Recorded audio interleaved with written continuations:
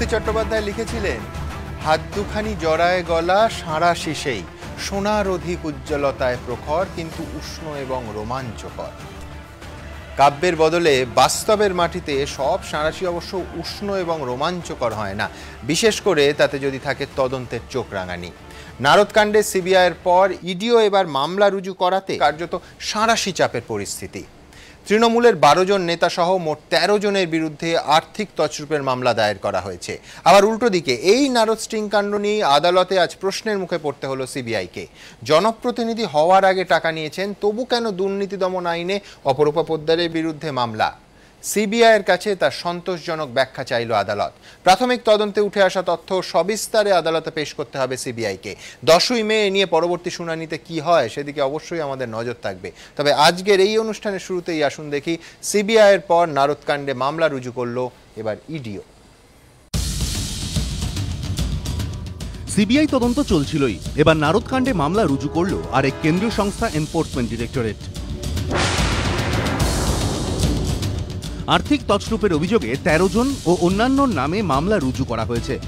যাদের নাম রয়েছে তারা হলেন তৃণমূলের সর্বভারতীয় সহসভাপতি মুকুল রায়, তৃণমূল সাংসদ সুলতান আহমেদ, সৌগত রায়, কাকলি ঘোষ দস্তিদার, প্রসূন বন্দ্যোপাধ্যায়, অপরূপা পোদ্দার, রাজ্যের পুরমন্ত্রী ফিরহাদ হাকিম, পরিবহন মন্ত্রী শুভেন্দু অধিকারী, পঞ্চায়েত মন্ত্রী সুব্রত মুখোপাধ্যায়, কলকাতা মেয়র শোভন চট্টোপাধ্যায়, প্রাক্তন মন্ত্রী মদন মিত্র, তৃণমূল বিধায়ক ইকবাল আহমেদ এবং IPS officer SMH Mirza. ED সূত্রে দাবি, প্রিভেনশন অফ মানি লন্ডারিং অ্যাক্টের বিভিন্ন ধারায় মামলা রুজু করা হয়েছে। তদন্তে নেতৃত্ব দেবেন সংস্থার পূর্বাঞ্চলের যুগ্ম অধিকর্তা। আদালতের নির্দেশে আগেই নারদকাণ্ডে তদন্ত শুরু করেছে সিবিআই। তাহলে কেন আবার সক্রিয় হলো ইডি? সংস্থা সূত্রে দাবি, গোয়েন্দারা মনে করছেন এক্ষেত্রে আর্থিক নয়-ছয় হয়েছে। সেক্ষেত্রে সিবিআই এর সেরকম ভাবে কিছু করার ছিল না, কিন্তু ইডির তদন্তের একটা বৃহত্তর আঙ্গিক থাকবে। তারা টাকার উৎসও খতিয়ে দেখবে। সূত্রের দাবি, ইতিমধ্যেই অভিযুক্তদের আয় ও সম্পত্তি নিয়ে তথ্য সংগ্রহ করার কাজ শুরু হয়েছে। প্রয়োজনে অভিযুক্তদের ডেকে জিজ্ঞাসাবাদ করা হতে পারে বলে ইডি সূত্রে দাবি। তাদের কাছে জানতে চাওয়া হতে পারে কেন তারা টাকা নিয়েছিলেন, সেই টাকা কোথায় খরচ করা হয়েছে। নারদকাণ্ডের তদন্তে সিবিআই এর পর এবার ইডিরও হাত লাগানো অত্যন্ত তাৎপর্যপূর্ণ বলে মনে করছে রাজনৈতিক মহল। এদিকে এরই মধ্যে নারদকাণ্ডে সিবিআই এর দায়ের করা এফআইআর খারিজের যে আবেদন তৃণমূল সাংসদ অপরূপা পোদ্দার করেছিলেন, শুক্রবার তার শুনানি ছিল। তার প্রেক্ষিতে বিচারপতি জয়মাল্য বাগচি নির্দেশ দেন, সিবিআই যেমন তদন্ত করছে তেমনই করবে। তবে স্টিং অপারেশনের সময় অপরূপা সাংসদ না হওয়া সত্ত্বেও তাঁর বিরুদ্ধে কেন দুর্নীতি দমন আইনে মামলা দায়ের হলো সেই ব্যাখ্যা সিবিআইকে দিতে হবে। প্রকাশ সিনহা ও বিজেন্দ্র সিংহ, এবিপি আনন্দ। শান্তনবাবু, নারদা কাণ্ডে আমরা সবাই জানি জনস্বার্থ মামলা হয়েছিল, অনেকে মামলা করেছিলেন। একদিকে কংগ্রেসের অমিতাভ চক্রবর্তী, সিপিএম এর বিকাশ ভট্টাচার্য স্টুডিওতে আছেন, ব্রজেশ ঝা, সবাই মামলা করলেন। তো আপনারা বারবার বলছেন যে আমরা কোথায়? কোর্ট অর্ডারে সিবিআই তদন্তের নির্দেশ একদম সরাসরি সুপ্রিম কোর্ট দিয়েছে। বিজেপি কি করবে আপনারা বলেছেন, আমি মানলাম। কিন্তু আজকে তো চন্দ্রিমাদিরা বলবেন যে মানি লন্ডারিংয়ের কেস ইডি শুরু করলো এবং ইডি সুমোটো করতে পারে না, সিবিআইয়ের এফআইআর এবং তদন্তে পাওয়া তথ্যের ভিত্তিতেই করলো। তৃণমূল তো বলতে শুরু করেছে যে এটা যদি প্রতিহিংসা না হয় আর কোনটা? আর কোনো সন্দেহ আছে যে বিজেপির চক্রান্ত, ষড়যন্ত্র? আপনি বললেন তো, ইডির তো এটাই কাজ। যখন কোনো তদন্তকারী সংস্থা এরকম মানি ট্রেইলের সন্ধান পায়, সেটা ইডি, সিবিআই হতে পারে, এমনকি পুলিশ এজেন্সিও হতে পারে, তখন তাদের প্রধান লক্ষ্য হচ্ছে ইডির টাকাটা কারা জোগালো, টাকাটা কে পেলো, কারা লাভবান হলো এবং টাকাটা কোন কাজে লাগলো।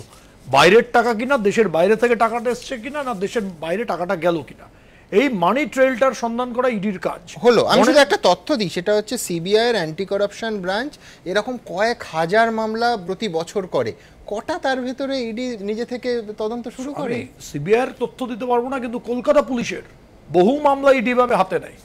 আমি সারদার কথা উদাহরণ দিচ্ছি, যখন কলকাতা পুলিশ বা পশ্চিমবঙ্গ সরকারের সারদা মামলা ছিল, তখন কিন্তু ইডিস ওই মানে প্রশাসনের এফআইআর এর ভিত্তিতে, পশ্চিমবঙ্গ পুলিশের এফআইআর এর ভিত্তিতে সুদীপ্ত সেনের স্ত্রী এবং তার পুত্রকে গ্রেপ্তার করেছিল। তখনও কিন্তু সিবিআই আসেনি। ইডি এটা করতে পারে, কিন্তু ইডির একটাই লিমিটেশন আছে, তারা নিজেরা সুমোটো এফআইআর করতে পারে না। অন্য কোনো তদন্তকারী সংস্থা সিবিআই এফআইআর করেছে, তার ভিত্তিতে তারা করবে। ইডি মানি ট্রেলটা বার করতে গিয়ে যদি কাউকে গ্রেপ্তার করার প্রয়োজন মনে হয়, গ্রেপ্তার করতে পারে। এখানেও তাই করার, মামলা করার প্রয়োজন মনে হচ্ছে, তারা করেছে। আপনি বলছেন এর ভিতরে রাজনীতি কিছু নেই, একদম সঠিক আইন অনুসারে চলছে, আইন অনুসারে চলছে। চন্দ্রিমা ভট্টাচার্য, গোটাটাই প্রতিহিংসা পরায়ণ রাজনীতি। কারণ গতকালই আমাদের নেত্রী, তিনি বলেছেন, আপনাদের চ্যানেলেও এখানে দেখিয়েছেন যে বিভিন্ন এজেন্সিকে লাগিয়ে দেওয়া হচ্ছে শুধুমাত্র একটা প্রতিহিংসা পরায়ণ রাজনীতি করার জন্য। যেহেতু অন্যায়ের প্রতিবাদ আমাদের মাননীয় মুখ্যমন্ত্রী বিভিন্ন ক্ষেত্রে করছেন, তাই একটা চাপে রাখার একটা প্রবণতা এই ধরনের নানান এজেন্সিকে দিয়ে এই ধরনের মামলা করানো। সাঁড়াশি অ্যাটাক, আমি বলছি সাঁড়াশি দিয়ে আমরা করা ধরি তো, এই সাঁড়াশির ওই যে নাটটা না, এটা আলগা নাট। কারণ এটা কাজে এই যে ইডি এফআইআর এর বেসিসে করছে, অর্থাৎ মানেটা কি, এটা যদি প্রিলিমিনারি এনকোয়ারির পরে কোনো কিছু ফাইনালিটিতে রিচ করে সিবিআই, তারপরে সেখানে সে তার তথ্য দিল ইডির কাছে, সে দিতে পারে, অলওয়েজ সবাইকে দিতে পারে। আপনি বলছেন আগে ভাগে শুরু করাটা সন্দেহজনক। এটা সন্দেহজনক শুধু নয়, এটার পেছনে রাজনীতি। ইডি তো সম্পূর্ণভাবে, আমরা যদি তর্কের খাতিরে ধরে নিই যে CBI is not a caged parrot, তাহলেও ইডি হচ্ছে সম্পূর্ণ under the control of central government. সুতরাং গোটা জিনিসটাই হচ্ছে একটা চক্রান্ত এবং শুধুমাত্র এই ধরনের চাপ সৃষ্টি করার। এবং আপনি আজকে দেখেছেন, যেটা এক্ষুনি দেখানো হলো, যে অপরূপা পোদ্দারের যে মামলা, সেই মামলা কিন্তু গৃহীত হয়েছে। এইটা কিন্তু মনে রাখতে হবে, গৃহীত হয়েছে, নোটিশ ইস্যু হয়েছে। এবং নোটিশ ইস্যুর পরে যেমন অপরূপা তখন ছিল না, সেটাও যেমন একটা ইস্যু। আমি যতদূর শুনেছি যে আরেকটা ইস্যু হচ্ছে যে 65B of the Evidence Act। আমি বিস্তারিত জন্ডিমাদি আপনাকে দেখিয়ে নিই ঠিক কি বলেছেন মাননীয় বিচারপতি জয়মাল্য বাগচি। দেখুন, সিবিআই তদন্ত চালিয়ে যাবে, তবে দুর্নীতি দমন আইনে কেন মামলা হলো সেই ব্যাখ্যাও তাদের দিতে হবে। নারদকাণ্ডে অভিযুক্ত তৃণমূল সাংসদ অপরূপা পোদ্দারের আবেদনের প্রেক্ষিতে এই নির্দেশই দিল কলকাতা হাইকোর্ট। নারদকাণ্ডে প্রাথমিক অনুসন্ধানের শেষে সিবিআই যে এফআইআর দায়ের করেছে তাতে নাম রয়েছে অপরূপা পোদ্দারের। এই এফআইআর খারিজের আবেদন জানিয়ে কলকাতা হাইকোর্টের দ্বারস্থ হন আরামবাগের তৃণমূল সাংসদ অপরূপা পোদ্দার। শুক্রবার শুনানিতে বিচারপতি জয়মাল্য বাগচি নির্দেশ দেন, সিবিআই যেমন তদন্ত করছে তেমনই করবে। অপরূপা পোদ্দারের কাছ থেকে যদি কোনো রকম সাহায্য প্রয়োজন হয় তাহলে তিনি তদন্তকারী সংস্থাকে সাহায্য করবেন। আমরা যে পিটিশনে লিখেছিলাম যে আমাদের আদালতের উপর পিসি অ্যাক্ট আসে না, সেটা আদালত অ্যাকসেপ্ট করেছে, কোর্ট অ্যাকসেপ্ট করেছে। অ্যান্ড কোর্ট হ্যাজ সেড যে PC act is not attracting on the petitioner Aparupa. এর আগে 25 তারিখের শুনানিতেও বিচারপতি প্রশ্ন তোলেন, সিবিআই তদন্ত চললে অসুবিধে কোথায়? মামলা যে পর্যায়ে আছে তাতে আদালতের কোনো হস্তক্ষেপের প্রয়োজন আছে বলে মনে হয় না, এই মামলার তদন্ত চলুক। তবে এফআইআর খারিজের আবেদনে অপরূপা পোদ্দারের আইনজীবী যুক্তি দেন, যখন স্টিং অপারেশন চালানো হয় তখন অপরূপা পোদ্দার জনপ্রতিনিধি ছিলেন না, তাই তাঁর বিরুদ্ধে দুর্নীতি দমন আইনে মামলা করা যায় না। এই প্রেক্ষিতে বিচারপতি জয়মাল্য বাগচি এদিন নির্দেশ দেন, নারদকাণ্ডে হাইকোর্ট ও সুপ্রিম কোর্টের নির্দেশে এফআইআর করেছে সিবিআই। প্রাথমিক অনুসন্ধানে এখনো পর্যন্ত কি জানা গিয়েছে সেই সম্পর্কিত বিস্তারিত তথ্য সিবিআইকে আদালতের সামনে পেশ করতে হবে। অপরূপা পোদ্দার বলছেন, স্টিং অপারেশনের সময় তিনি সাংসদ ছিলেন না, তাহলে তাঁর বিরুদ্ধে কি করে দুর্নীতি দমন আইনে মামলা দায়ের হলো সেই ব্যাখ্যাও সিবিআই এর আইনজীবীকে দিতে হবে। মামলার পরবর্তী শুনানি 10ই মে। সৌভিক মজুমদার, এবিপি আনন্দ, কলকাতা। এটা যেমন একটা, যেমন ও ছিল না রিপ্রেজেন্টেটিভ, সেটা যেমন একটা। শুনুন শুনুন, আপনি তো আইন দেখবেন, আইনটা শুনুন না। আরে বাবা, এটাও যদি শিখতে হয় তাহলে আমি বলি, আরেকটা হচ্ছে আমি আপনার কাছে আরে মানি ট্রেল দেখার জন্য করেছেন, মানি ট্রেল দেখবেন, এতক্ষণ মনে হয়নি যে ট্রেলটা দেখবেন আপনি। যাই হোক, সোর্স কিন্তু জানা, সিবিআই কিন্তু সোর্স অলরেডি প্রিলিমিনারি এনকোয়ারিতে তো ডেকেছিল, ম্যাথিউজের থেকে সোর্স দিয়ে জেনেছে, সোর্স তো হয়ে গেছে।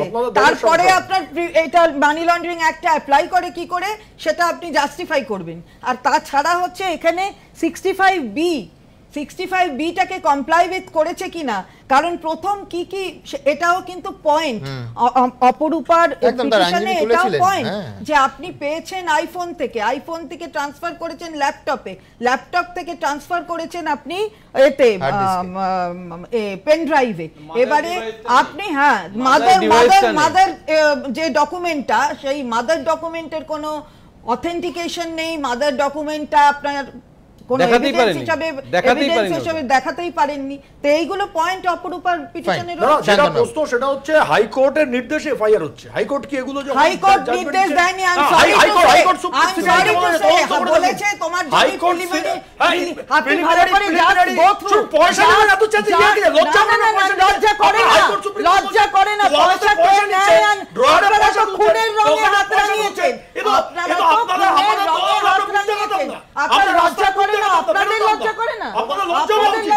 আজকে হাইকোর্ট আর সুপ্রিম কোর্ট এইসব বলবেন না, হাইকোর্ট আচ্ছা আচ্ছা আচ্ছা বেশ, আমি পাশাপাশি একেবারে প্যারালালি সরাসরি কটকে চলে যাব।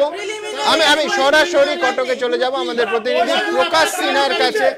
প্রকাশের কাছ থেকে আমি ইডির ভার্সন এবং অর্ণবের কাছ থেকে দলীয় ভার্সনটা নিয়ে নেব। প্রকাশ, প্লিজ চন্দ্রিমাদি, প্লিজ শান্ত। আমি জাস্ট দুজনের সঙ্গে কথা বলে আমি আবার আসবো। প্রকাশ, আমি জানতে চাইবো যে এর আগে একটা প্রস্তুতি ইডির তরফে শুরু হয়েছিল, তুমি এবিপি আনন্দে প্রথম আমাদের জানাও যে ইডির একটা প্রস্তুতিও শুরু হয়েছে। ইডি আধিকারিকরা কি বলছেন, কেন তারা এই মামলাটা গ্রহণ করলেন, এই মামলা রুজু করলেন? সুমনদা, ইডির আধিকারিকদের একটাই যুক্তি, যেহেতু লাখ লাখ টাকার লেনদেন হয়েছে তাই তারা তদন্ত শুরু করছে বা তারা প্রিভেনশন অফ মানি লন্ডারিং অ্যাক্টে মামলা রুজু করেছে। কিন্তু বোঝাই যাচ্ছে সুমনদা যে অভিযুক্তদের বিরুদ্ধে আর একটা ফ্রন্ট খোলা হলো। তুমি জানো সিবিআই আগে এফআইআর করেছে, তারা প্রিভেনশন অফ কারাপশন অ্যাক্টে মামলা করেছে, এফআইআর করেছে। ইডির সঙ্গে তাদের তদন্তর কি তফাৎ আমরা প্রশ্ন করেছিলাম ইডির আধিকারিকদের। তারা যেটা বলছেন যে সিবিআই এফআইআর করেছে দুর্নীতি দমন আইনে, অর্থাৎ প্রিভেনশন অফ কারাপশন অ্যাক্টে তারা মামলা করবে। তারা শুধুমাত্র এস্টাবলিশ করবে যে টাকা নেওয়া হয়েছিল বা যে টাকা দেওয়া হয়েছিল সেটা ঘুষ কিনা, সেটাই কিন্তু সিবিআই এর তদন্তর বিষয়। কিন্তু ED prevention of money laundering অ্যাক্টে যে মামলা করেছে, ইডির আধিকারিকরা যেটা জানাচ্ছেন তাদের কিন্তু ইনভেস্টিগেশন খুব ভাস্ট ইনভেস্টিগেশন তারা করবে। ইতিমধ্যেই যেটা ইডি সূত্রের খবর, অভিযুক্তদের সম্পত্তির তালিকা তারা তৈরি করতে শুরু করেছেন। তারা খতিয়ে দেখছেন যে টাকা ভিডিও ফুটেজে দেখা যাচ্ছে যে দেওয়া হয়েছে, সেই টাকা কোথায় গেল, কোথায় থেকে এসেছিল, শুধুমাত্র সেই ভিডিও ফুটেজ নাকি তার আগে কোনো টাকা দেওয়া হয়েছিল, পরে কোনো টাকা দেওয়া হয়েছে। এমনকি যেটা ইডির তরফে জানানো হচ্ছে যে শুধুমাত্র এটা দেখলে হবে না, অভিযুক্তদের কোথায় কোথায় কি সম্পত্তি রয়েছে, তাদের আয় কত রয়েছে, আয়ের সঙ্গে সম্পত্তি বেশি রয়েছে কিনা, বেনামি সম্পত্তি রয়েছে কিনা, এই সমস্ত তথ্য কিন্তু তারা খতিয়ে দেখবে। তাদের তদন্ত কিন্তু এই লেভেলে গিয়ে করবে। তো সব মিলে ইডির আধিকারিকরা যেটা যুক্তি দিচ্ছেন যে তারা কিন্তু টাকার লেনদেন দেখছেন, ভিডিও ফুটেজে পরিষ্কারভাবে দেখা যাচ্ছে যে লাখ লাখ টাকার লেনদেন হচ্ছে, তাই প্রিভেনশন অফ মানি লন্ডারিং অ্যাক্টে তারা মামলা করেছে। কিন্তু বোঝাই যাচ্ছে সুমনদা যে আরেকটা ফ্রন্ট এই অভিযুক্তদের বিরুদ্ধে খোলা হলো। ইডি যে আজকে মামলা করলো প্রিভেনশন অফ মানি লন্ডারিং, তার কিন্তু ইনভেস্টিগেশন একটা বড় ভাস্ট ইনভেস্টিগেশন হতে চলেছে সুমনদা। প্রকাশ, খুব গুরুত্বপূর্ণ একটা কথা বললে, আরেকটা ফ্রন্ট খোলা হলো, কোনো সন্দেহের অবকাশ নেই।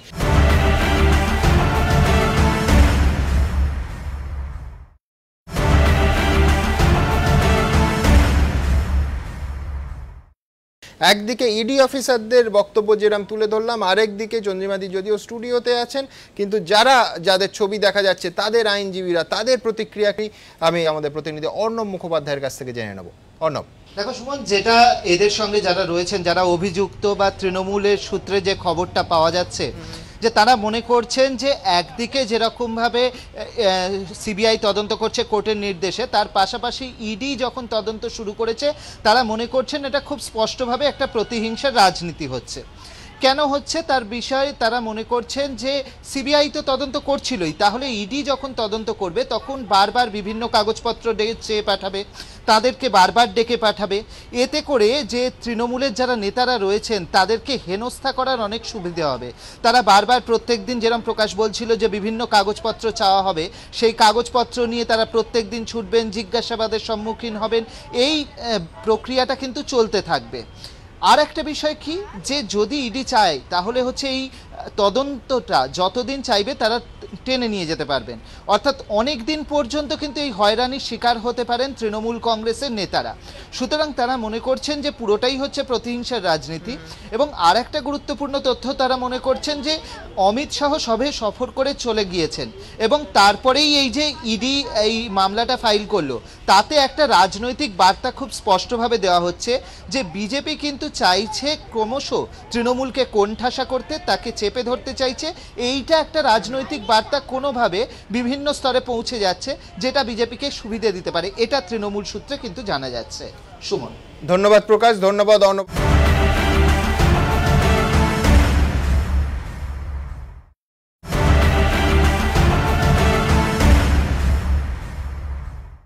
আমি দ্রুত আপনাদের দেখাবো প্রকাশ যে কথাটা বলছিল যে একদিকে সম্পত্তির খতিয়ান, অন্যদিকে আয়ের উৎস, সেদিকেও ইডি তাদের হাত বাড়াতে পারে বলে আইনজীবী মহলের একাংশ মনে করছেন। দেখুন, নারদকাণ্ডের তদন্তে সিবিআই এর পর এবার ইডি, আর এ নিয়েই রাজনৈতিক তরজা তুঙ্গে। তৃণমূলের দাবি কেন্দ্রীয় এজেন্সিগুলিকে রাজনৈতিক স্বার্থে ব্যবহার করছে মোদী সরকার। কখনো বলছে কাউকে সিবিআইকে দিয়ে জেলে পুরিয়ে দাও, কখনো বলছে ইডি দিয়ে ধরিয়ে দাও। পাল্টা বিজেপির দাবি এই তদন্তের সঙ্গে তাদের কোনো যোগই নেই। সারদা কাণ্ডে ইডি তদন্ত করতে পারে, রোজ ভ্যালি কাণ্ডে ইডি তদন্ত করতে পারে, তো নারদা কাণ্ডে নামলে পরে ভয়ঙ্কর ভূমিকম্প হয়ে যাবে কেন? এই বিষয়টা সম্পূর্ণ দুর্নীতির বিষয়, চুরির বিষয়, এর সাথে রাজনীতির কোনো যোগ নেই। এই প্রেক্ষাপটে অনেকেই প্রশ্ন তুলছেন, সিবিআই যেখানে নারদকাণ্ডে প্রাথমিক অনুসন্ধান চালাচ্ছে, সেখানে এনফোর্সমেন্ট ডিরেক্টরেট আবার নতুন করে মামলা করলো কেন? এর কি আদৌ কোনো প্রয়োজন ছিল? যেখানে অলরেডি একটা সিবিআই একটা ইনভেস্টিগেশন চলছে, এখনও কিছু প্রমাণ হয়নি, যে ইনভেস্টিগেশন চলছে, এক্ষেত্রে স্বতঃপ্রণোদিত হয়ে ইডির মামলা করাটা আমার মনে হয় একটা উদ্দেশ্য প্রণোদিত ব্যাপার, just to harass the some persons. আইনজ্ঞদের অপর একটি অংশ অবশ্য মনে করছে সিবিআই এর পাশাপাশি ইডিও তদন্ত করতেই পারে, কারণ আর্থিক তছরূপের অভিযোগের তদন্তের ক্ষেত্রে সিবিআই এর থেকে এনফোর্সমেন্ট ডিরেক্টরেটের কিছু বাড়তি ক্ষমতা আছে। যেমন সিবিআই কারো সম্পত্তি বাজেয়াপ্ত করতে পারে না, কিন্তু ইডি তা পারে। মানিটারি কোনো রকম যদি কোনো ট্রানজ্যাকশন থাকে, সেক্ষেত্রে ইডি জুরিসডিকশন আছে, যদি করে থাকে ইডি ইজ কারেক্ট, কোনো অসুবিধা নেই, করতে পারে। ইডির হাতে যে ক্ষমতাটা আছে একমাত্র ইডিকে দেওয়া আছে প্রিভেনশন অফ মানি লন্ডারিং অ্যাক্টে, যে টাকা সম্পত্তি যেটুকু যা আছে যদি মনে করে যে সেটা under the provisions of law এটা ঠিকঠাক নেই, তাহলে সেখানে অ্যাটাচমেন্টেরও প্রভিশন আছে ইডির। নারদকাণ্ডে আর্থিক তছরূপের তদন্ত করতে গিয়ে কি অভিযুক্তদের সম্পত্তির বিশদ তথ্য চাইতে পারে ইডি? অভিযুক্তদের আয়ের সঙ্গে তাদের সম্পত্তির পরিমাণ কি যাচাই করে দেখতে পারে তারা? অসঙ্গতি উঠে এলে কি আয়ের সঙ্গে সঙ্গতিহীন সম্পত্তির মামলাও দায়ের করা যেতে পারে? এমনই নানা প্রশ্ন ঘুরপাক খাচ্ছে আইনজ্ঞ মহলে। প্রসঙ্গত, আয়ের সঙ্গে সঙ্গতিহীন সম্পত্তির মামলায় এর আগে অভিযোগের আঙুল উঠেছে মুলায়ম সিংহ যাদব, মায়াবতীদের মতো তৎকালীন আঞ্চলিক হেভিওয়েটদের বিরুদ্ধে। আরেক আঞ্চলিক হেভিওয়েট জয়ললিতা তো আয়ের সঙ্গে সঙ্গতিহীন সম্পত্তি মামলায় জেলও কেটেছেন কিছুদিন। তাই নারদকাণ্ডে ইডিকে নামানোর প্রেক্ষিতে এখন জোর গুঞ্জন রাজনৈতিক মহলে। এবিপি আনন্দ। আমাদের সঙ্গে স্টুডিওতে দুজন আইনজীবীও আছেন ব্রজেশ ঝা, যিনি অন্যতম পিটিশনার ছিলেন এই নারদ মামলার। সিবিআই এর পর এবার ইডি, কতটা প্রয়োজনীয় ছিল ব্রজেশবাবু? এখানে এখন আমরা দেখছি যে টাকা নেওয়া হয়েছে, সিবিআই একটা প্রাথমিক তদন্ত করেছে, প্রাথমিক তদন্ত করার পর সিবিআই দেখেছে যে সিবিআইয়ের মনে হয়েছে ডিউরিং প্রাথমিক তদন্ত যে টাকা লেনদেন দেওয়া হচ্ছে সেখানে একটা জরুরি আছে যে টাকা কোথায় থেকে আসছে আর কোথায় যাচ্ছে। চন্দ্রিমাদি বলছেন বা সোর্সটা ডিসক্লোজ করা হয়েছে, কিন্তু টাকাটা নেওয়া হচ্ছে এটা তো অস্বীকার করা হচ্ছে না। টাকা কেন নিচ্ছেন? আমরা বলা হচ্ছে যে 65B এগুলো নিয়ে 65B নিয়ে যে কথাগুলো বলছেন সেটাতে আমরা কি আইডেন্টিটি ডিসপিউট করছেন? আপনারা কি ডিনাই করছেন যে আপনারা টাকা নিচ্ছেন না?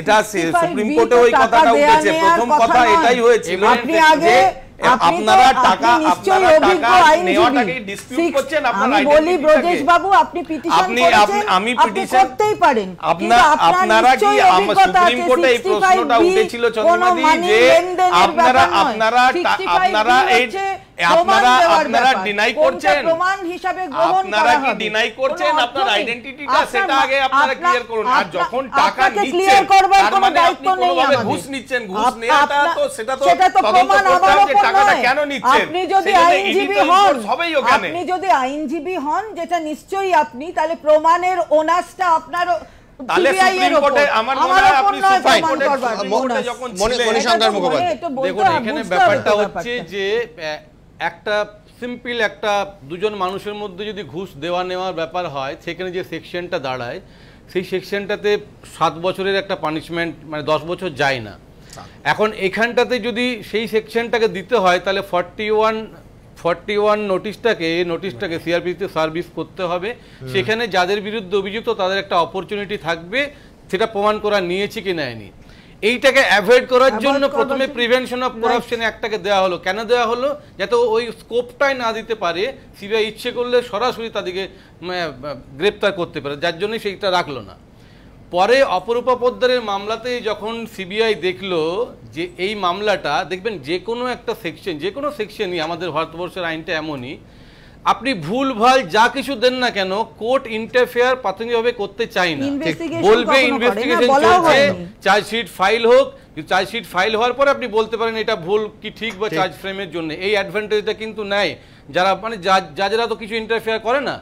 এখন এরা দেখছে যে প্রাইমারিলি যদি প্রিভেনশন অফ করাপশন একটাতে হ্যারেস করতেও পারি, ফিউচারে কিন্তু এটা টিকবে না। যার জন্যে আজকের ডেটেই লন্ডারিং একটা করা হলো অপরূপা পোদ্দারের মামলাটা পরিপ্রেক্ষিতে ফিউচারটাকে ভেবে। এই মানি লন্ডারিংটা কি? একটা ব্ল্যাক মানি। তার মানে এখন যেটা হচ্ছে মানি লন্ডারিংয়ে, টাকাটা কি, টাকাটা কি ব্ল্যাক, টাকাটা হোয়াইট, টাকাটা সোর্স কি, এইসব নিয়ে। এই ক্ষেত্রে আমার একটা প্রশ্ন আছে, বিশাল মানে খুব গুরুত্বপূর্ণ প্রশ্ন। একটা লোক একটা অফেন্স করলে যে কেউ তা তদন্ত করতে পারে, ক্যালকাটা পুলিশ করতে পারে, ওয়েস্ট বেঙ্গল পুলিশ করতে পারে, ইডি করতে পারে, সিআইডি করতে পারে, সিবিআই করতে পারে। যেখানে স্পেসিফিকভাবে একটা হাইকোর্ট অর্ডার দিলেন সিবিআইকে তদন্ত করতে, হাইকোর্টের পারমিশন ছাড়া কি একটা ইডি একটা আলাদা করে এফআইআর করতে পারে?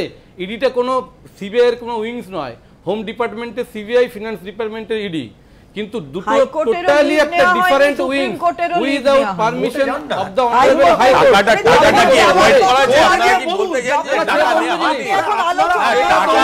টাকার ব্যাপারটা আপনারা ক্লিয়ার করুন। টাকা নিলে কি আপনারা ক্লিয়ার করছেন না? সমস্যা করতে পারবেন না। আপনারা যদি কিছু থাকে সমস্যা কোর্টে গিয়ে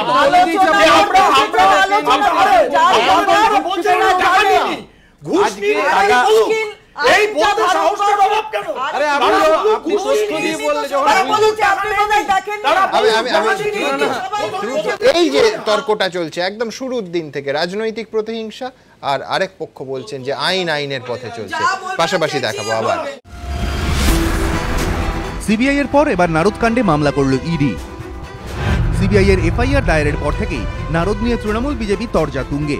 এর মধ্যে আরেক কেন্দ্রীয় সংস্থার দায়ের করা মামলা সেই বাকযুদ্ধের পারদ আরও চড়িয়ে দিয়েছে। ফের মোদী সরকারের বিরুদ্ধে রাজনৈতিক চক্রান্তের অভিযোগে সরব হয়েছে তৃণমূল। যেহেতু সাবজুডিস ব্যাপার আছে, আমি কোনো মন্তব্য করব না। তবে আমরা তো প্রথম থেকেই বলে আসছি, চক্রান্ত চারিদিকে।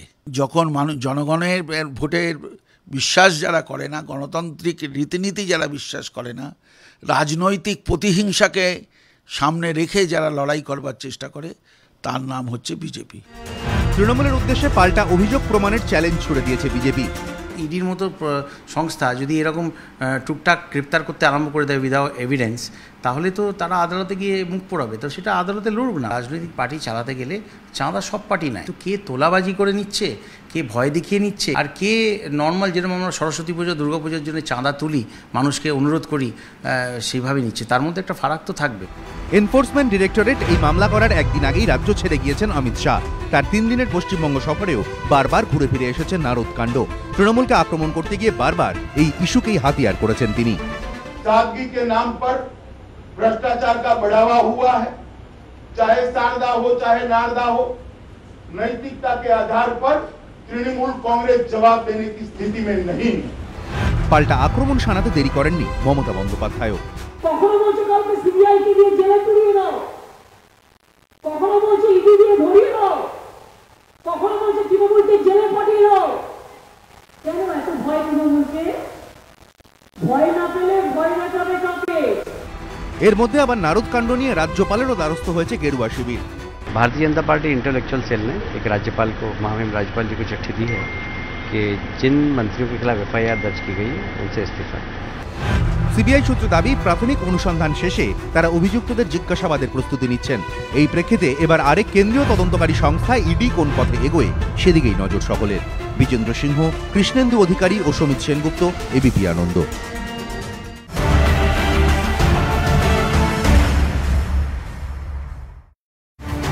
ভুবনেশ্বরের খুর্দা আদালতে সাপ্লিমেন্টারি চার্জশিট রোজ ভ্যালি কাণ্ডে পেশ করলো সিবিআই। কি আছে সেই চার্জশিটে, কি বক্তব্য সিবিআই, দেখুন। রোজভ্যালি কাণ্ডে জামিন পাওয়া রুখতে 4 মাস পূর্ণ হওয়ার ঠিক একদিন আগে দুই তৃণমূল সাংসদের নামে ওড়িশার খুর্দা রোড আদালতে সাপ্লিমেন্টারি চার্জশিট পেশ করেছে সিবিআই। সূত্রের খবর, বিচার প্রক্রিয়ায় যাতে কোনো রকম সমস্যার মুখে পড়তে না হয় সেজন্য চার্জশিটেই তার প্রস্তুতি সেরে রাখা হয়েছে। চার্জশিট পেশের দিন অর্থাৎ বৃহস্পতিবার জারি করা বিবৃতিতে সিবিআই দাবি করেছে, তদন্তে উঠে এসেছে অভিযুক্তরা পদের অপব্যবহার করে রোজভ্যালির তৎকালীন সিএমডির সঙ্গে অপরাধমূলক ষড়যন্ত্রে লিপ্ত ছিলেন এবং বাজার থেকে বেআইনিভাবে টাকা তুলতে ওই সংস্থাকে সাহায্য করেছিলেন। অভিযুক্তরা রোজভ্যালির বেআইনি কারবারের প্রচার করেছিলেন এবং সংস্থাকে সুবিধে পাইয়ে দিতে বিভিন্ন নিয়ন্ত্রক সংস্থাকে চিঠিও দিয়েছিলেন বলেও চার্জশিটে দাবি করেছে সিবিআই। বিভিন্ন অনুষ্ঠানে রোজভ্যালির ডিরেক্টরদের সঙ্গে অভিযুক্তদের এক মঞ্চে দেখা গিয়েছে। এসবের জন্য নগদ সহ প্রচুর আর্থিক সুবিধে পেয়েছেন অভিযুক্তরা। চার্জশিটে এমনটাও দাবি করেছে কেন্দ্রীয় গোয়েন্দা সংস্থা। সিবিআই সূত্রে আরও দাবি, অভিযোগের সপক্ষে বেশ কিছু জবানবন্দি এবং গোপন জবানবন্দি সাপ্লিমেন্টারি চার্জশিটের সঙ্গে জুড়ে দেওয়া হয়েছে, যাতে বিচার প্রক্রিয়া চলাকালীন সেগুলিকে অস্ত্র হিসেবে ব্যবহার করা যায়। সিবিআই সূত্রে খবর, সুদীপ তাপস ছাড়াও রোজভ্যালি কাণ্ডে আরও যে কয়েকজন প্রভাবশালী নাম উঠে এসেছে তাদের তলবেরও প্রস্তুতি শুরু হয়েছে, চলছে তারই হোমওয়ার্ক। এখন ভুবনেশ্বরের অ্যাপোলো হাসপাতালের 403 নম্বর কেবিনে সুদীপ বন্দ্যোপাধ্যায় এবং 406 নম্বরে তাপস পাল ভর্তি রয়েছেন। ভুবনেশ্বরের এই প্রাইভেট হাসপাতালেই আমরা দেখা করতে এসেছিলাম সুদীপ বন্দ্যোপাধ্যায় তাপস পালের সঙ্গে, কিন্তু নিরাপত্তারক্ষীরা, পুলিশ কর্মীরা যারা রুমের বাইরে বসে রয়েছেন তারা কিন্তু আমাদের দেখা করতে দিল না। চিকিৎসকেরা জানিয়েছেন দুই সাংসদই আগের থেকে অনেকটা ভালো আছেন। হাসপাতাল সূত্রে খবর, সুদীপের এখন আর বুকে ব্যথা নেই, কমেছে পেটের ব্যথাও। তাপসের স্নায়ুর সমস্যা একটু কমেছে। চলতি মাসের 18 তারিখ রোজভ্যালি কাণ্ডে ধৃত হাসপাতালে চিকিৎসাধীন দুই দলীয় সাংসদকে দেখতে যান মমতা বন্দ্যোপাধ্যায়। প্রকাশ সিনহা, এবিপি আনন্দ।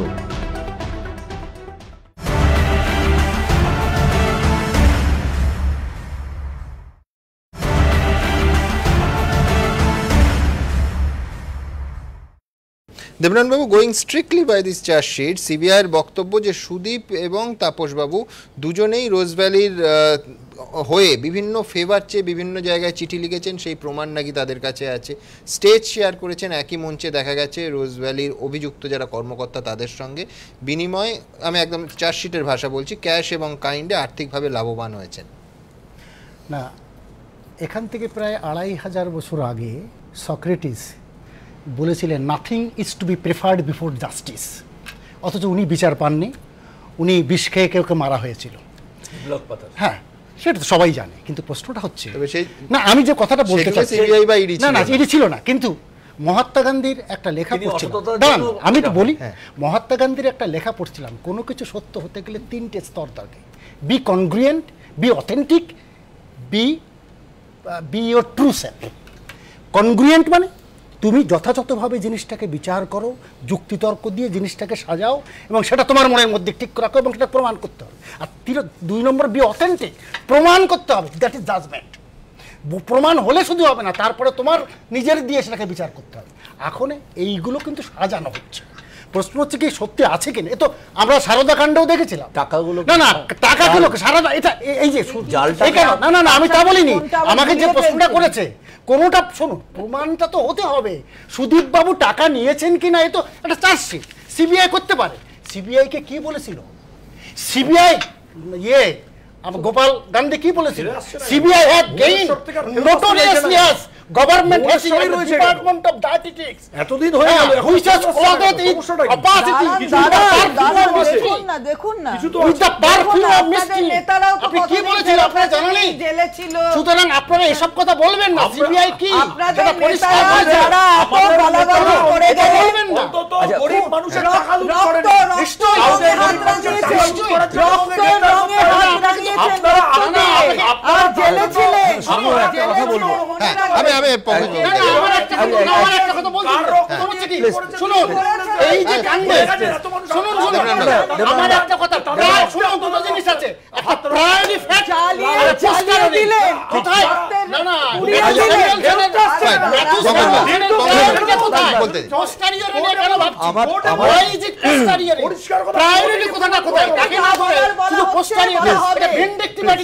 আচ্ছা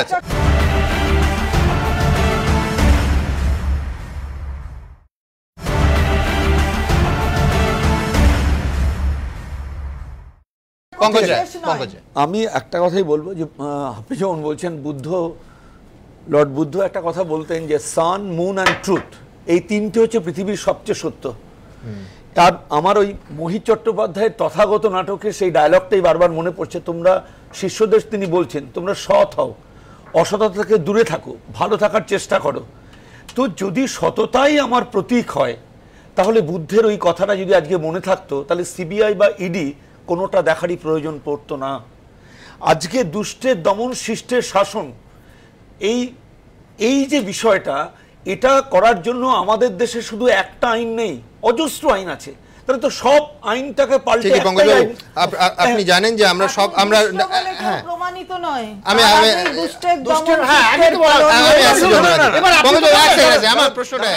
আমি প্রশ্নটা আসি, সেটা হচ্ছে আপনি জানবেন যে আমরা অবশ্যই নিরপেক্ষ তদন্তের পক্ষে এবং তদন্তে আসল সত্য যেটা সেটা সামনে আসুক।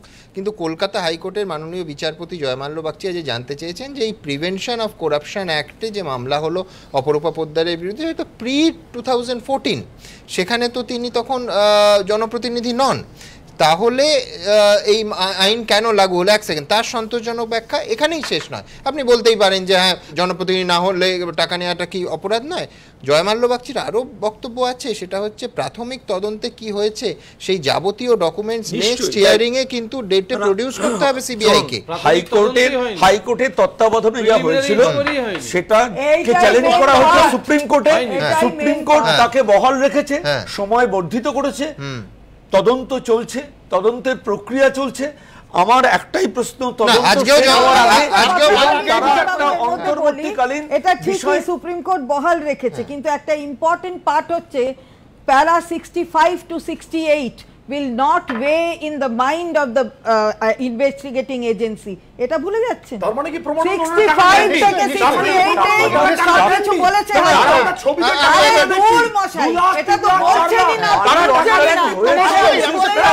আসলে কোনো অনুমান লেগেছে, মানে দেখেছে, এটা তো বাবু সূত্রে বলে দিয়েছে, বাবু সূত্রে তো বললো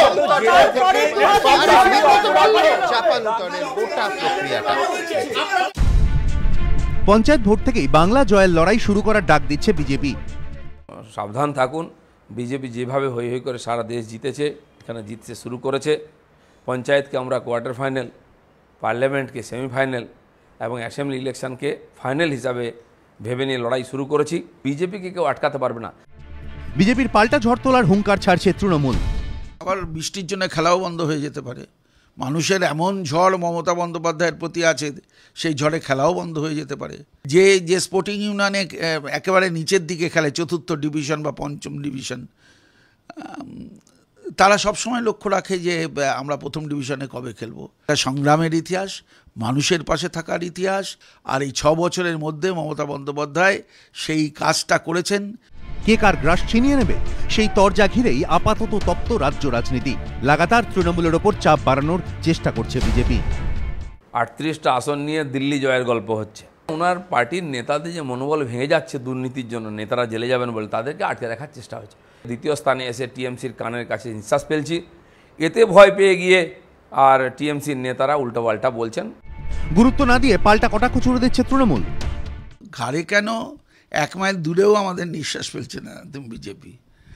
এবার কথা না বলে কাজ করে দেখান না। এই বাংলাকে সোনার বাংলা গড়বেন বলছেন, তা আপনারা আগে এখানে রূপোর বাংলা করবার চেষ্টা করুন না, লোহার বাংলা গড়বার চেষ্টা করুন না। আমরা বাংলাকে গড়বার চেষ্টা করছি, ওরা দলকে গড়বার চেষ্টা করছে। উন্নয়ন নিয়ে কেন্দ্র ও রাজ্যের মধ্যে যে তথ্যের লড়াই শুরু হয়েছে তাও আপাতত থামার কোনো লক্ষণ নেই। এদিন ফের একবার রাজ্যের শিল্প পরিস্থিতি নিয়ে কেন্দ্রকে চ্যালেঞ্জ ছুড়ে দিয়েছে তৃণমূল। জাতীয় গ্রোথের থেকে শিল্পের আমাদের গ্রোথ বেশি। অমিত শাহ যেখান থেকে তথ্য পাচ্ছেন সেটা তাদের তৈরি করা তথ্য, আর আমরা যে তথ্য দিচ্ছি সেটা তো জমা পড়েছে কেন্দ্রীয় সরকারের কাছে। এই অঙ্কটঙ্কগুলো ঠিক মতন শিখতে হবে তো। যদিও বিজেপি এই তথ্য মানতে নারাজ। পশ্চিমবাংলার সরকারের যে সমস্ত তথ্য আমরা দেখি সেটা একমাত্র ওনারাই সেই তথ্য জোগাড় করতে পারেন। কোনো স্ট্যাটিস্টিশিয়ান বা কোনো রকম বিশেষজ্ঞর কাছে সারা দেশে এই তথ্য আপনি পাবেন না। কৃষক আত্মহত্যা নিয়ে তৃণমূল সরকারকে খোঁচা দিতেও ছাড়েননি রাজ্য বিজেপি সভাপতি। আমার প্রশ্ন হচ্ছে, যদি বেড়েই থাকে তাহলে এখানকার কৃষকরা আত্মহত্যা করে কেন? সার্বিকভাবে কৃষকের উন্নতি হয়নি। পাল্টা তাকে বিজেপি শাসিত রাজ্যে কৃষকদের অবস্থার কথা মনে করিয়ে দিয়েছে তৃণমূল। মহারাষ্ট্রে সবচেয়ে বেশি আত্মহত্যা হচ্ছে, কারা চালাচ্ছে মহারাষ্ট্র? আমাদের মুখ্যমন্ত্রী তো বলেছে যে কৃষিতে আমরা যে রেকর্ড পেয়েছি, দিল্লির রেকগনিশন, দিল্লির সরকার এটাকে সার্ভে করে তারা বুঝতে পারছে। আমরা অনেক চেষ্টা করে পরিবর্তন করে রিভার্স গিয়ারে এখন বাংলায় কাজ সৃষ্টি করার আপ্রাণ চেষ্টা করে অনেক সৃষ্টি করেছি। বছর ঘুরলেই রাজ্যে পঞ্চায়েত ভোট, কিন্তু পারদ এখন থেকেই চড়ছে। দীপক ঘোষ, কৃষ্ণেন্দু অধিকারী ও অর্ণব মুখোপাধ্যায়, এবিপি আনন্দ। আমি একটা কথা বলছি যে আসলে পরিসংখ্যান একটা কথা আছে, লাই, ডামলাই অ্যান্ড স্ট্যাটিস্টিক্স। আমি জানি না সিএসও তথ্যটা কার। দাঁড়ান না, দাঁড়ান না, শিল্প বন্ধ হলে শিল্পের আমি অর্থনীতির ছাত্র হয়, সিএসও তথ্যটা একদম এটা আপনারা বলে গেছেন তো। আপনাদের আনন্দবাজারে বারবার লেখা হয়েছে যে লগ্নি মাত্র 325 টাকা। এই রকম ভাবে অনুরোধ কেউ দাঁড়াবেন না, বিতর্কটা বসেই হোক। আমি আবার আমার মূল বিষয়ে ফিরবো। ব্রজেশ বাবু, একটা জিনিস একেবারে এগিয়ে যাচ্ছে, ভালো লাগছে। একটা জিনিস খুব পরিষ্কার, সেটা হচ্ছে মাননীয় জয়মাল্য বাগচি, মাননীয় বিচারপতি,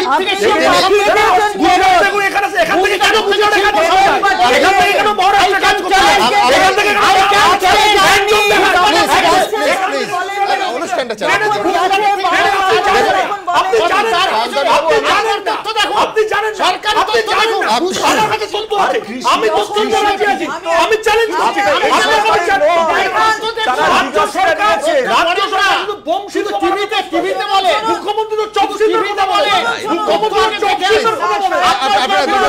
একবারের জন্য আমি ওইখানটা যাই।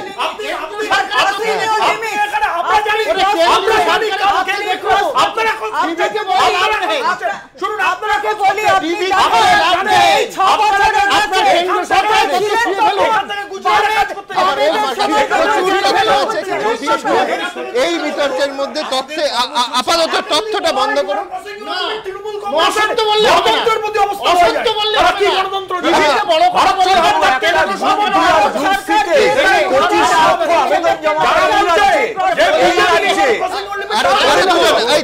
দুজন অতিথি আছে এখন।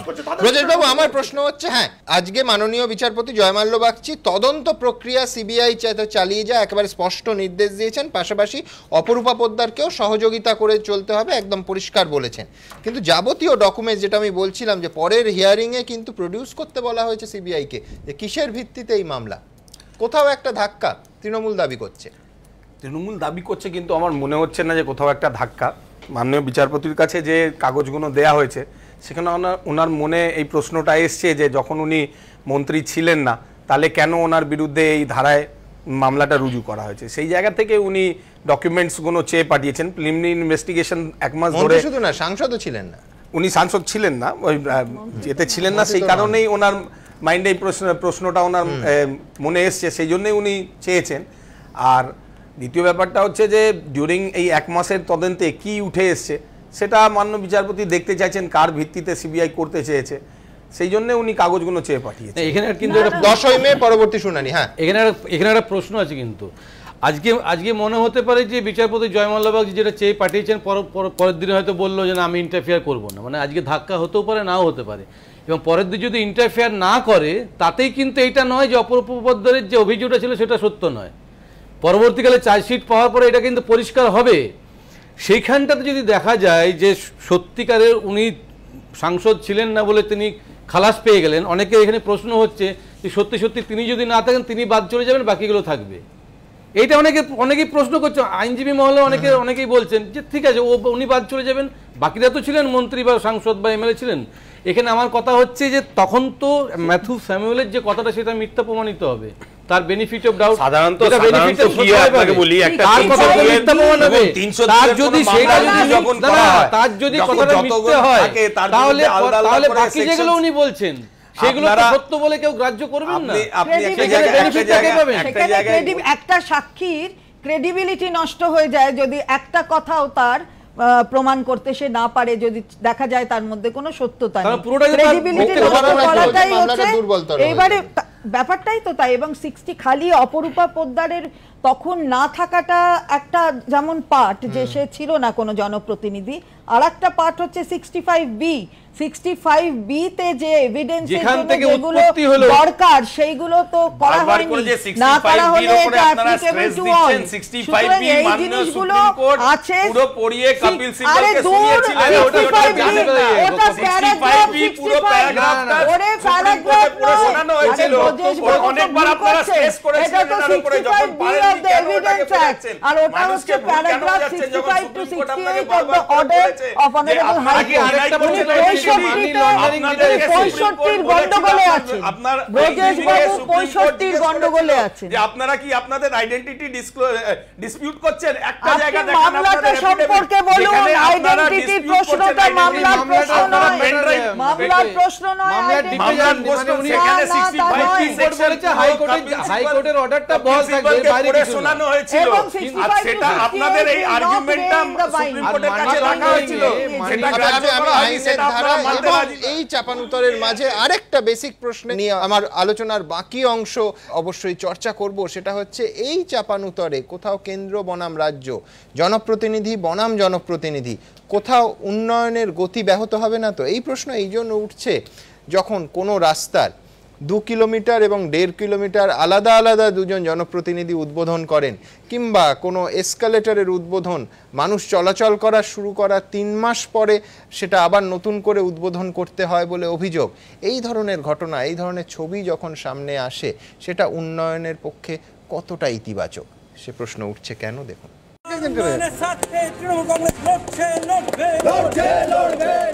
রাস্তা তুমি কার, দূরত্ব মাত্র 3 কিলোমিটার, কিন্তু একই রাস্তার দুটি অংশেরই আলাদা আলাদা করে উদ্বোধন। বিজেপি সাংসদের উদ্বোধনের আগের দিন ফিতে কেটে দিল তৃণমূল পরিচালিত পুরসভা। স্থানীয়দের দীর্ঘদিনের দাবি ছিল আসানসোলের গিরমিটের এই রাস্তা পাকা করতে হবে। সেই মতো কিছুদিন আগে 3 কিলোমিটারের মধ্যে 2 কিলোমিটার রাস্তা পাকা করার জন্য 60 লক্ষ টাকা বরাদ্দ করেন স্থানীয় সাংসদ বাবুল সুপ্রিয়। বাকি 1.5 কিলোমিটার রাস্তা পুরসভার টাকায় পাকা হয়। ঠিক ছিল শুক্রবার 2 কিলোমিটার রাস্তার উদ্বোধন করবেন বাবুল, কিন্তু তার আগের দিন সন্ধ্যেতেই মেয়র পরিষদ ও স্থানীয় কাউন্সিলরকে নিয়ে নিজেদের তৈরি করা 1.5 কিলোমিটার রাস্তার উদ্বোধন করে দেয় আসানসোল পুরসভা। আমরা তো 3.5 কিলোমিটার রাস্তার এস্টিমেট করে পাঠিয়েছিলাম, উনি দেননি, ফান্ড দেননি। উনি আসানসোলের জন্য ফান্ড নাই দিতে পারেন, কিন্তু আমাকে তো কাজটা করতে হবে, তাই আমি আমাদের ওন ফান্ড থেকে করে দিয়েছি কাজটা। এবং আমাদের তরফ থেকে যে কাজটা করা হয়েছে গ্রামবাসীদের কথা চিন্তা করে, সেটা আমার যে লোকাল কাউন্সিলর আছে সেটা গিয়ে ওপেনিং করেছে। পাল্টা যুক্তি দিয়েছেন বিজেপি সাংসদ। 3.5 কিলোমিটার রাস্তার অনুরোধ এসেছিল, তার মধ্যে 2 কিলোমিটার রাস্তা আমি প্রথম ফেজে বানিয়েছি, মানে এই বছরের টাকায় 2 কিলোমিটার বানিয়েছি। 2 কিলোমিটার রাস্তা এবছর বানানো হয়েছে, পরের বছর আবার টাকা এলে আবার বানানো হবে। যদিও এমনটা মানতে নারাজ তৃণমূল।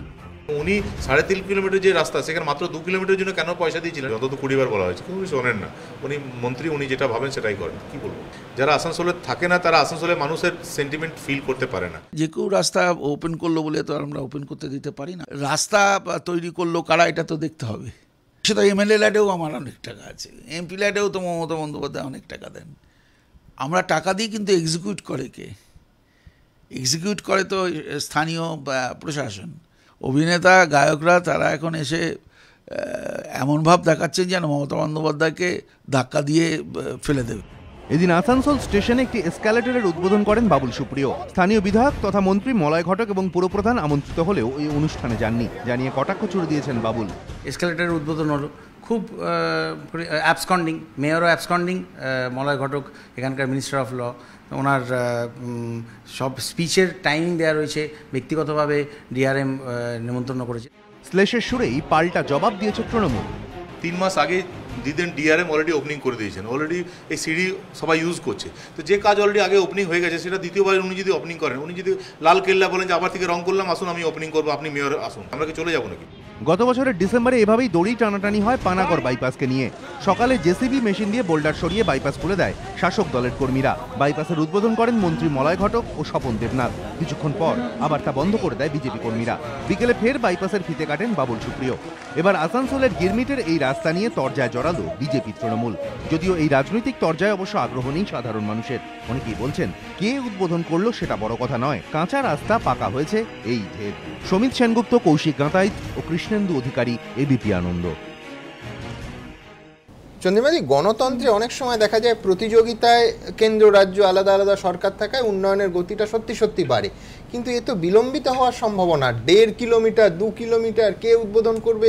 এসকালেটর মানুষ দেননি তো, মানে এখানে নিয়মগুলো যেগুলো যেটা উনি দেবেন সেইখানটায় ওনার ফলক থাকবে।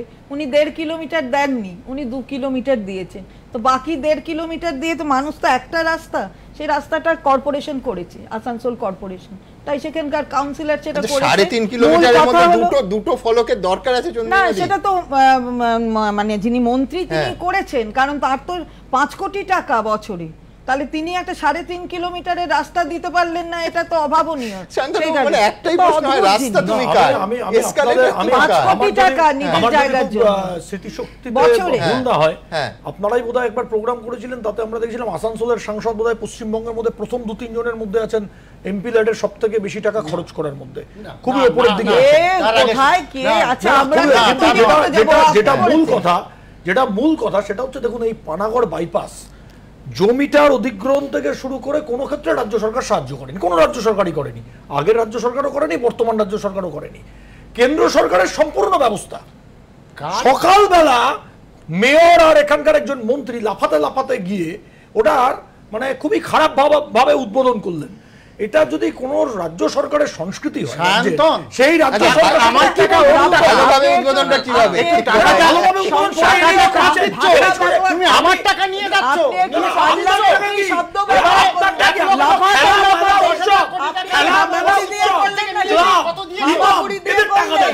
এদের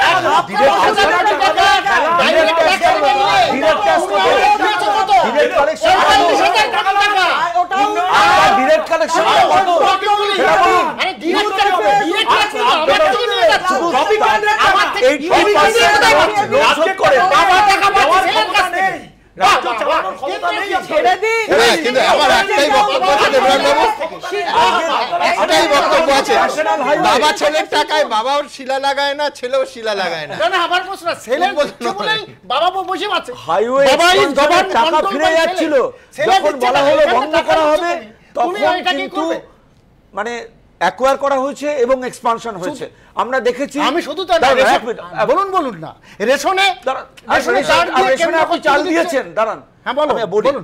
সেটা হচ্ছে যে জাতীয় সড়ক 34 নম্বর জাতীয় সড়কে এখনো যে পর্যন্ত মানে প্রায় অমীমাংসিত বারবার করা হচ্ছে, এটা তো অবশ্যই আমরা একটা কথা আছে যে অর্থনীতিতে, যে আমরা সাধারণ মানুষ রাস্তায় যাই, আর অর্থনীতি তার বা ইনফ্রাস্ট্রাকচার সেটা অন রোড। তো সুতরাং এই ইনফ্রাস্ট্রাকচারটাকে কোনো মূল্যেই কম্প্রোমাইজ করা উচিত না, এখানে রাজনীতি করা উচিত। রাজনীতি কি? প্রধানমন্ত্রী গ্রাম সড়ক আপনি তো একটু কথা বলতে দিন।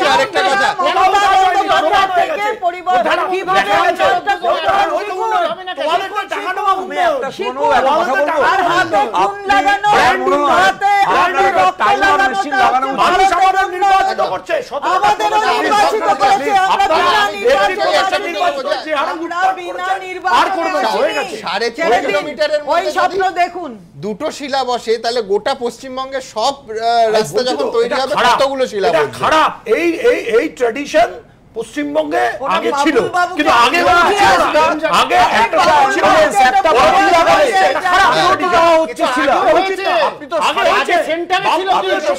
কিলোমিটার এইভাবে বাতি লাগানো হচ্ছে, 2.5 কিলোমিটার নিচে শিলা লাগানো হচ্ছে।